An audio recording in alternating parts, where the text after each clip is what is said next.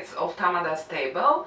Now I'll show you how to make Mchadi corn cakes, which we serve with lobio bean dishes in Georgia. They're actually a good substitute for bread in western Georgia.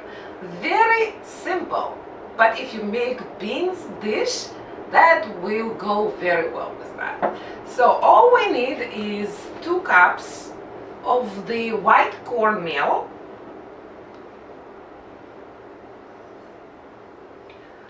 and 1 cup of room temperature water. Now here is a little tip. I don't usually use water if I have naturally carbonated mineral water.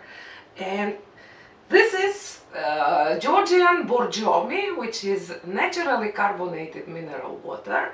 And borjomi is very popular in Georgia.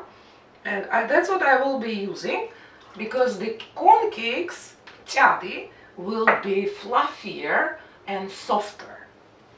So you need for 2-3 minutes. More you need, better will be corn cake. And the dough should not be too moist or too dry, because if it's too dry or too moist, you won't be able to shape it into the oval cakes. So my dough is ready, and now I will shape the oval cakes. 3 medium size or 4 smaller corn cakes. Chadi, don't forget the name, chadi. Yeah, it's also fun. It's like you are playing, you know, with the sand, right? I hope you did it in your childhood. I did when I was visiting the Black Sea coast. So here is your corn cake. 1, and we have enough for 3. And for mchadi, I really need hot skillet, so I am already heating my skillet. Because typically in the villages, the mchadi are made on clay skillet, which are called ketsi. So my mchadi corn cakes are ready. It's about 3 of them. If you want more, you can double the recipe. Now what I will add, because my skillet is really hot, I will add about 2-3 spoons of canola oil. I use canola, you can use any vegetable oil you like. So I can put each mchadi, and you don't, if you have more mchadi, I have big skillet, but usually don't crowd them. 2, and 3. Now I will close the skillet and I will cook it for about 5-6 minutes until golden brown, and then I will turn it on another side and I will uncover the skillet and I will cook for another 5-6 minutes. That's all, and mchadi will be ready.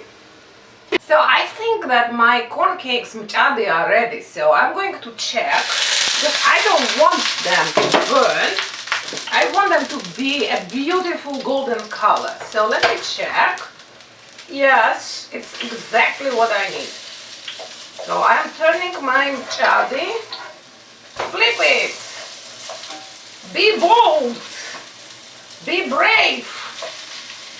Perfect. And now I will open the skillet. I'm not going to cover it again, and I will cook for another 5-6 minutes. So I'm checking it after 5 minutes, and oof, it looks good. It really looks good, and it's time to put it on plate and enjoy. Our mchadi corn cakes are ready. This is traditional staple food in Georgia, especially in western Georgia, because they eat mchadi instead of bread in many provinces in western Georgia. I am waiting for the friends to come for dinner, and I will be serving chadi today with the bean dish. But many Georgians, including me, will love to take mchadi and then to slice it lengthwise, add some butter and some good cheese. In Georgia, I would go for suguni cheese, but in New York, it's difficult to find suguni cheese, so I usually buy feta cheese. Any feta cheese you like will do.